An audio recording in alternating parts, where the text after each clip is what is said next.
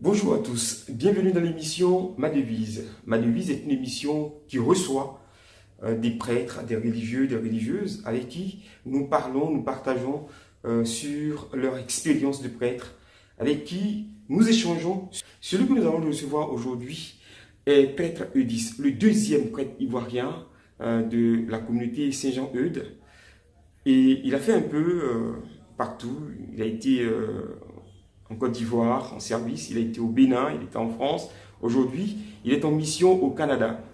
Il nous partage son expérience, il nous présente son parcours, mais surtout, il nous invite à la fête. Parce que bientôt, il célèbre avec ses frères et ses sœurs, ses parents, ses amis, ses connaissances et sa communauté.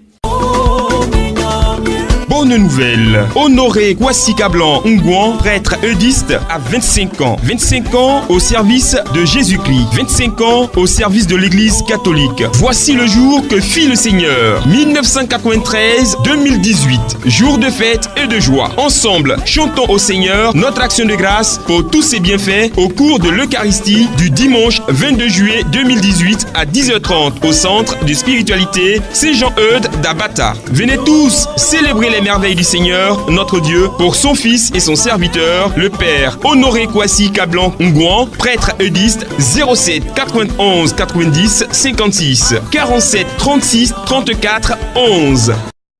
Il va célébrer un peu sur une longue période, c'est noces d'argent. Vous l'avez peut-être oublié, peut-être que vous l'avez oublié, mais l'homme, quand il va finir de se présenter, vous allez vous souvenir de lui. Je vous souhaite vraiment ce mal.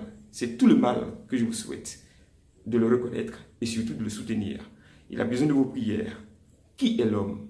Comment a-t-il commencé avec sa vocation?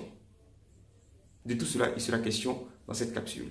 Nous recevons aujourd'hui un prêtre, vieux de 25 bonnes années. Depuis 93, il est serviteur de Jésus-Christ dans la grande famille des prêtres eudistes à travers le monde entier.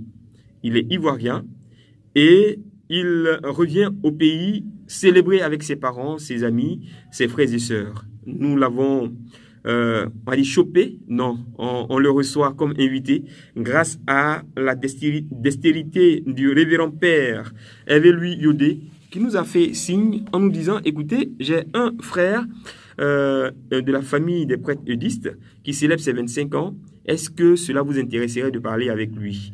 C'est ce que nous attendons. Nous n'attendons pas moins de lui, encore moins de vous autres.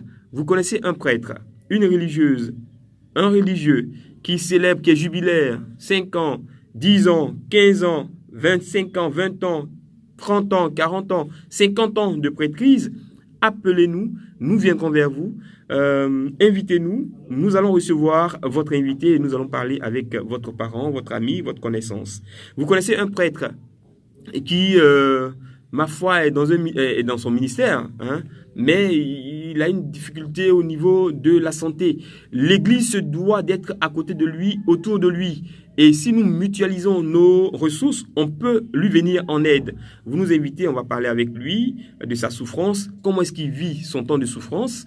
Et s'il a un besoin, mais on l'exprimera pour que la communauté tout entière puisse l'aider, le soutenir et l'accompagner et surtout le porter en prière, ne serait-ce que ça, ça pourrait décompter ou faire réparation au niveau de sa santé. Aujourd'hui, on ne parle pas de tristesse, on parle de joie avec un prêtre qui célèbre ses noces d'argent.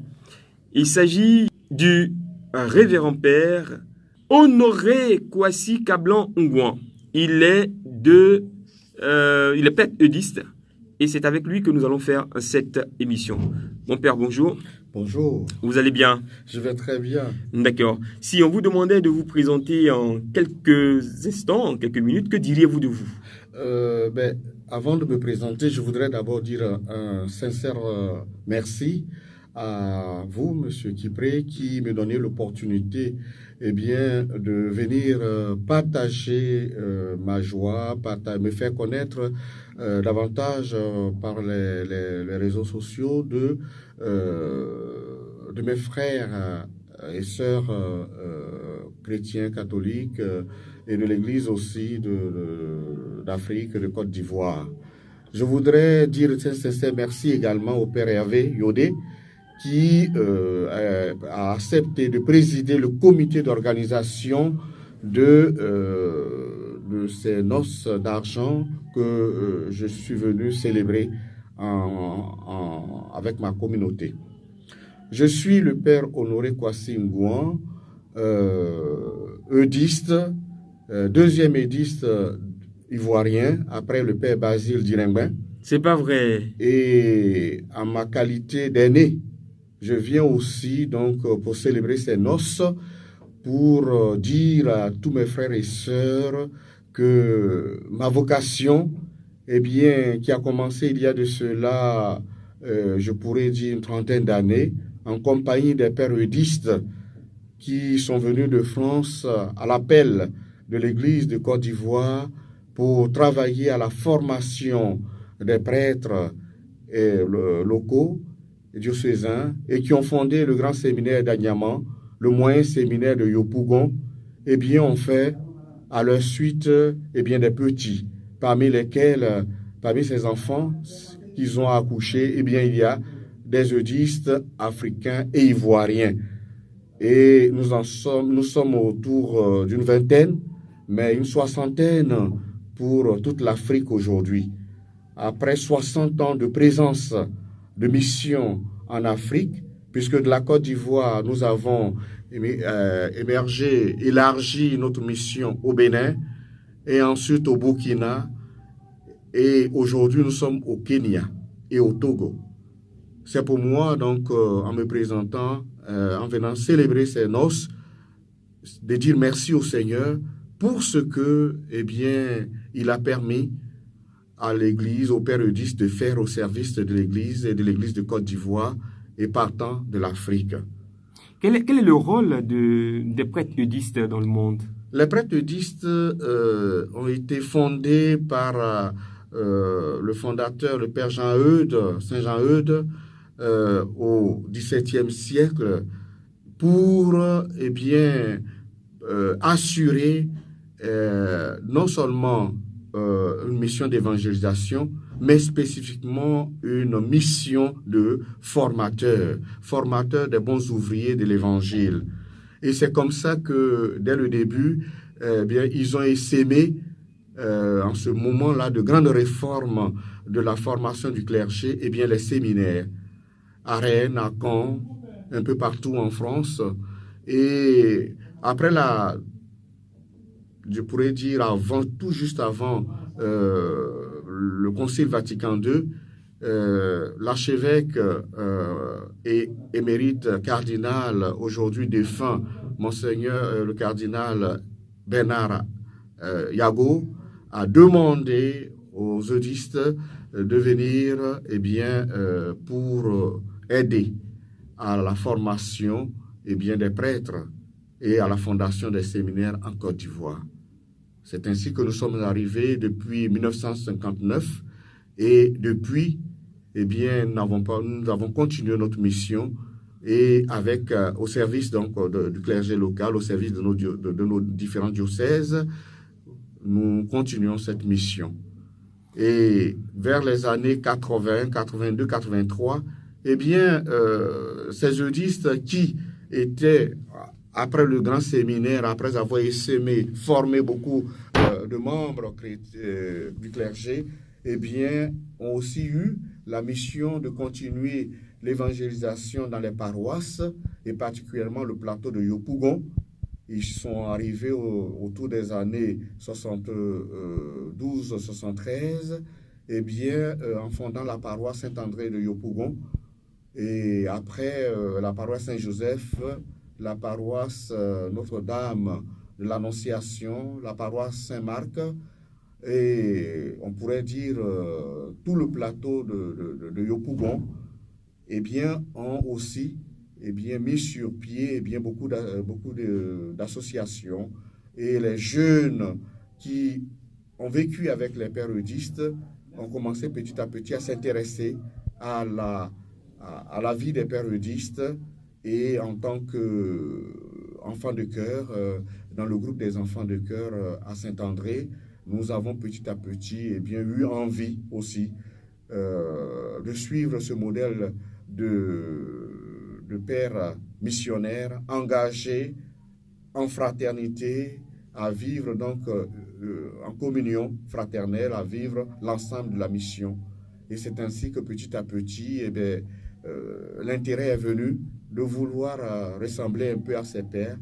J'ai pour modèle le père Christian de Chanassé, le père François Couturier, le père Pierre Marchand, le père René-Jacques Tranwil, le père Daniel Biguet.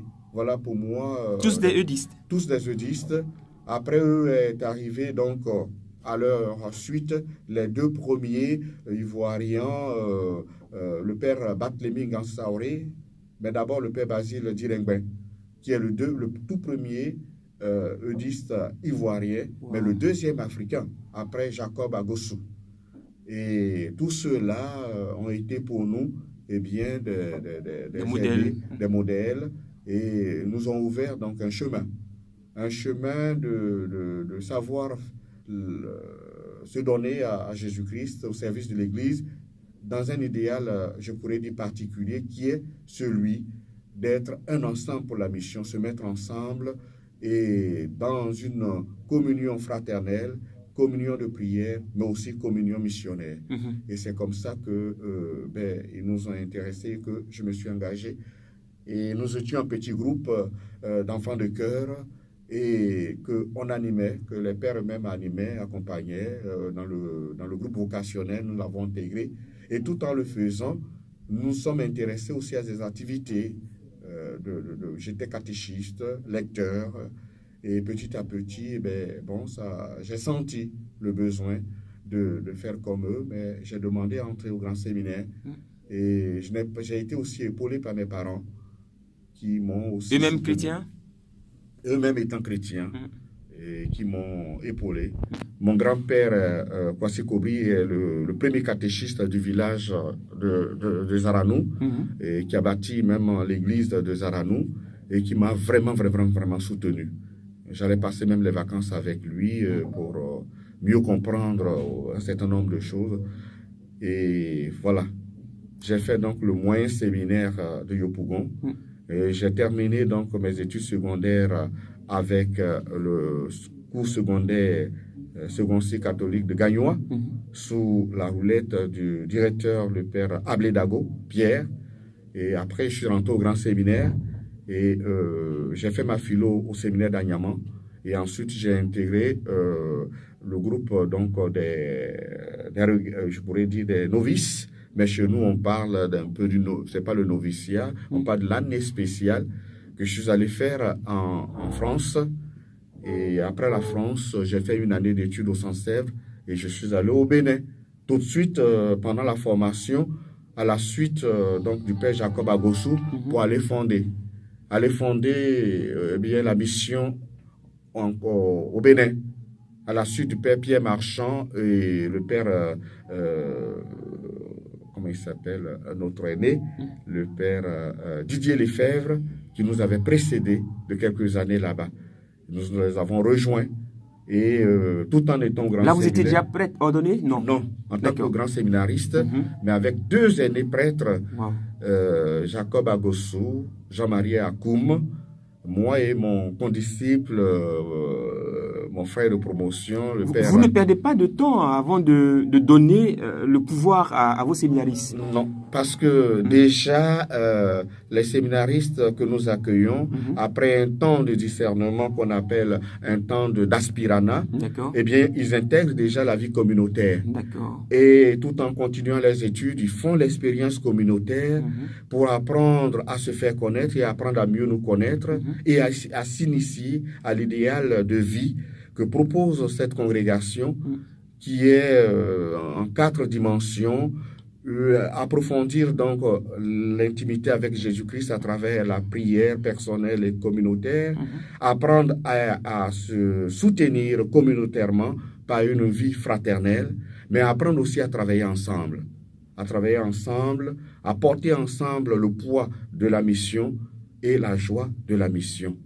Et donc, c'est cela. Donc, nous, déjà, nous avons arrêté nos études au Centre-Sèvres et nous sommes partis en équipe avec 2 prêtres pour nous prendre en charge la paroisse de Cotonou, une paroisse de Cotonou qui était sur un grand plateau avec 4 stations. Et tout en étant au grand séminaire, j'ai une anecdote à dire, c'est que nous avons été les premiers édistes à Agnaman à faire l'externat. C'est pas vrai? Oui. Nous sommes arrivés à Agnaman, nous avons commencé la philo pendant que notre maison de formation se terminait à Yopougon, le Théologa. Quand nous avons fini, ceux qui nous ont suivis sont devenus externes. Donc nous avons ouvert, on pourrait dire, les portes du grand séminaire à un autre régime où les candidats des congrégations pouvaient venir suivre la formation et rejoindre leur communauté pour vivre l'expérience communautaire spécifique à la congrégation. C'est ce que nous aussi nous avons fait. Avant vous, ça ne se faisait pas? Avant nous, non. Ils étaient tous internes? Internes. Nous sommes allés trouver même les candidats SMA qui étaient internes. Nous avons été internes, mais en sortant, c'était la porte ouverte. Cette même expérience est vécue aussi au grand séminaire Saint-Gall. Après 75 ans d'histoire, le séminaire Saint-Gall a reçu d'abord les 2 premiers candidats eudistes, Raphaël Drabo et Honoré, comme externes. Nous restions dans la première année du lundi au vendredi au grand séminaire, et à partir du vendredi, nous partions nous regagnions notre communauté pour la vie pastorale avec les 2 autres prêtres. Et ça a été un peu difficile. Pourquoi? C'était une expérience toute nouvelle que les pères formateurs du grand séminaire de Ouida, Saint-Gall, ne connaissaient pas. Mais comme les évêques avaient accepté, il fallait faire cette expérience avec ce que cela nous demandait, c'est-à-dire mêler la pastorale et en même temps les études. Il y a quelques formateurs qui ne croyaient pas, mais le recteur lui croyait. Et Monseigneur de Souza, paix à son âme, nous avait encouragés. Aujourd'hui, il y a presque une dizaine de congrégations qui font la même chose que nous. Super. Et comme pareil aussi comme à Agnaman. Et aujourd'hui, autour du grand séminaire de Saint-Gall, on parle maintenant de la cité Vaticane. Wow, pour super. Dire que cette expérience, mais ça nous a demandé, parce qu'il fallait faire une quarantaine de kilomètres, 40 kilomètres de Ouida à Cotonou pour aller, voilà, c'est un peu ça. Donc, de Cotonou, après, votre parcours? Notre parcours après Cotonou. Vous avez fait combien d'années là-bas à Cotonou? Moi, j'ai fait toutes mes études, j'ai dû recommencer la théologie après Saint-Gall, même après le Centre-Sèvres, j'ai dû reprendre donc toute la théologie, les 4 ans de théologie. Parce que l'université, le Centre-Sèvres est une université catholique. D'accord. Le séminaire est un séminaire. D'accord. Et qui demande un cursus particulier qui n'est pas forcément le cursus universitaire, même si aujourd'hui, on fait aller les choses. Mais au départ, séminaire, c'est séminaire avec un cursus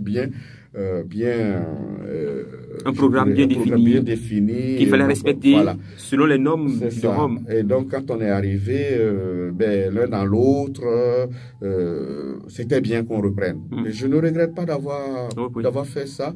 Ça m'a permis d'avoir d'autres ouvertures aussi. Et puis, mais c'était facile maintenant pour la seconde fois, parce que quelquefois, vous aviez déjà les formations étaient là. La formation était là. On avait déjà des a priori. On avait vraiment des choses importantes que nous avons reçues au Centre-Sèvres en France. Et puis, quand nous sommes arrivés, ça permet aussi de vivre aussi des choses. Et puis, en étant au séminaire, il y a toute une vie communautaire aussi de séminaristes. Et puis, on se frotte aussi avec tous les prêtres diocésains. Ça nous apprend aussi à être un peu, peut-être à rentrer un peu dans notre métier, savoir que les prêtres diocésains avec qui nous avons fait nos études, ce sont les mêmes études, ils sont comme nous, ils sont vraiment... Donc, ça permet aussi de relativiser peut-être en communauté un certain nombre de choses, des a priori, et puis Non. Alors ça, c'est intéressant pour moi.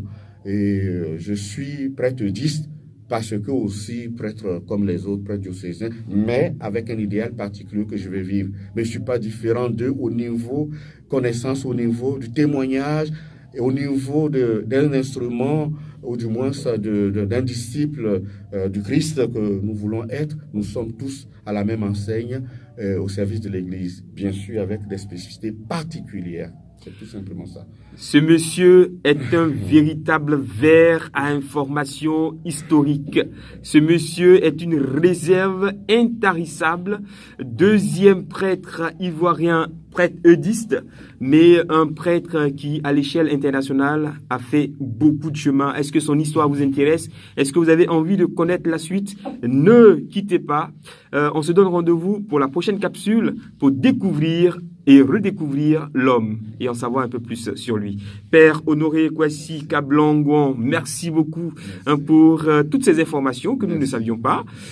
Merci également pour cette disponibilité. Nous vous savons chargé parce qu'en fait, la fête, elle est imminente. Et puis, tout le monde, il faut tout parfaire. Merci également pour l'honneur que vous nous faites en nous confiant tous ces petits secrets, toutes ces anecdotes. On se retrouve la prochaine fois pour une autre émission. Merci. Et je vous dis surtout merci de me donner cette opportunité de parler à mes frères et surtout de les inviter à venir participer à cette action de grâce parce que ce que je suis aujourd'hui, je le suis aussi grâce à eux qui m'ouvrent chaque jour les yeux sur les besoins de l'Église auxquels nous voulons répondre. Et je redécouvre avec eux que je ne suis pas prêtre tout seul, qu'ils sont mon appui, ils sont le témoignage que j'ai à donner, c'est avec eux. Je suis leur fils, je suis leur frère, je suis leur ami, je suis leur camarade. Et c'est dans ce sens-là que ce que j'ai à faire et à vivre pour Jésus-Christ, ils en sont vraiment, je pourrais dire, les viviers. Ils en sont aussi avec moi, ensemble, pour témoigner de notre amour de Jésus-Christ que nous voulons servir. Moi comme prêtre, eux comme laïcs, mais laïcs m'encourageant à rester un prêtre selon le cœur de Dieu. Waouh, super. Si ce que vous venez de suivre vous a plu, attendez la suite. Parce que c'est quelqu'un qui est très prolixe, quelqu'un qui partage aisément et on a pris plaisir à parler avec l'homme. Si la vidéo vous a plu, n'hésitez pas à la partager pour faire passer le message de ce que ces 25 ans seront bien célébrés et faisons en sorte qu'il y ait du monde pour soutenir l'homme de Dieu. Le Père Honoré Kablan-Ngouan nous a vraiment bluffé et nous serons très heureux d'être à cette célébration. Merci de nous avoir suivis. Si vous avez aimé, n'oubliez pas de liker et surtout de vous abonner si vous ne l'êtes pas encore. Bonne nouvelle, le père Honoré Kwasi Kablan-Ngouan, prêtre eudiste, a 25 ans. 25 ans au service de Jésus-Christ. 25 ans au service de l'Église catholique. Pour ces noces d'argent, la communauté Saint-Jean-Eudes vous invite à vous unir d'intention et ou à participer à ces festivités marquant ces noces d'argent au jour, heure et lieu suivant. Dimanche 22 juillet 2018, 10h30 au centre de spiritualité Saint-Jean-Eudes d'Abata. Mercredi 25 juillet 2018, 18h30 à la paroisse Saint-Bernard d'Atoban. Dimanche 29 juillet 2018, 9h30 au Théologa Eudiste à Yopougon. À Bengourou, paroisse Saint-Paul. Dimanche 12 août 2018, 8h. Dimanche 19 août 2018, 9h, Zaranou, à la paroisse Saint-Pierre de Zaranou. Dimanche 25 août 2018, 10h, à la paroisse Sainte-Bernadette d'Ebilasocro. Bonne fête à toutes et à tous. Pour informations complémentaires, appelez le 07 91 90 56. Pour joindre le Père Honoré, composez le 47 36 34 11. Bonne fête à toutes et à tous.